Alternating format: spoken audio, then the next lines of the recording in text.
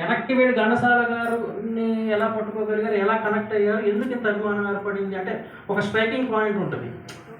ఇక్కడ నుంచి నేను ఎందుకు ఘంటసాల గారి వాయిస్ని నేను అట్రాక్ట్ అయ్యానని ఏదైనా ఒక పాయింట్ ఉంటుంది. ఆ పాయింట్ మాత్రం పంచుకోగలరు అంటే ఎక్కడ మీకు స్ట్రైక్ అయ్యింది ఘంటసాల గారి వాయిస్? మీరు మాట్లాడిన దాంట్లో వాస్తవం ఉందండి.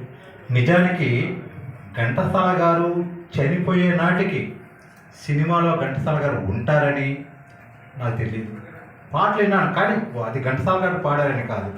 నాకు అప్పుడు తెలిసిన సినిమా ఒకటి ఎన్టీ రామారావు తప్ప. సినిమా మొత్తం ఎవరైనా సరే అది ఎన్టీ రామారావు సినిమా, నేను ఎన్టీఆర్ పక్కా అభిమాని.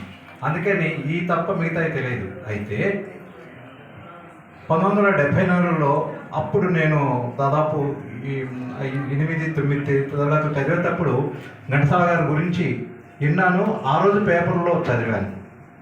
ఆ తర్వాత ఆ పాటలు అంటే వింటూ ఉన్నాను కానీ పర్టికులర్గా వాటి మీద పెద్ద అభిమానం ఉండేది కాదు. నేను 86 ఆ ప్రాంతంలో ఫారెస్ట్ డిపార్ట్మెంట్లో పనిచేసేటప్పుడు నన్ను రాపూర్ అడవుల్లో ఒక స్పెషల్ డ్యూటీ వేశారు. ఆ డ్యూటీకి వెళ్ళినప్పుడు అక్కడ భోజనాలు ఎక్కడో చోట అంటే ఎక్కడో చోట అడవిలో పెడతారు. అడవిలో ఏంటంటే మా కోసమే తయారు చేస్తారు. అలాంటి సందర్భంలో సాయంత్రం పూట భోజనానికి కూర్చున్నప్పుడు మామూలుగా ఈ మంచం వేస్తారు, నులక మంచం లాంటిది వేస్తారు.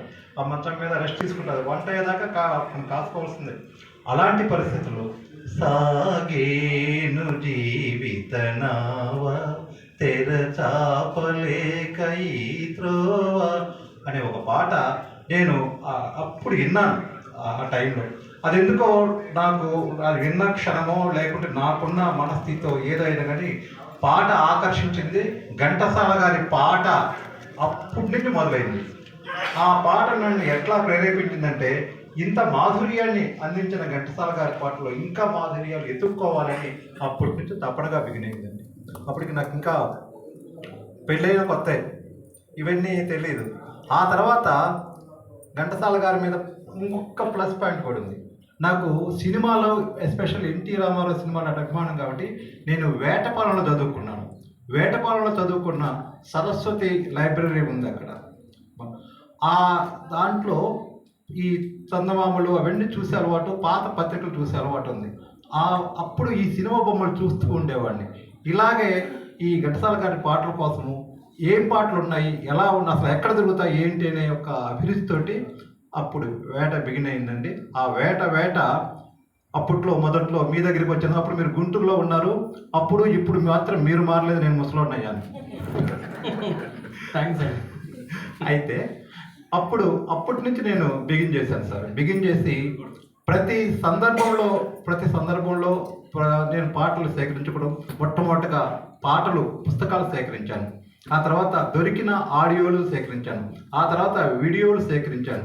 ఆ తర్వాత ప్రతిదీ ఘంటసాల గారి పాట ఎక్కడ దొరుకుతుందంటే ఆ విధంగా సేకరించుకొని నాలాంటి పిచ్చివాళ్ళు అని నేను నాలాంటి అభిమానులు చాలామంది ఉంటారని నేను నా సొంతంగా సేకరించుకునే విషయాన్ని 2002-2003లో ఘంటసాల గాన చరిత అనే ఒక పుస్తక రూపంగా పబ్లిష్ చేసింది.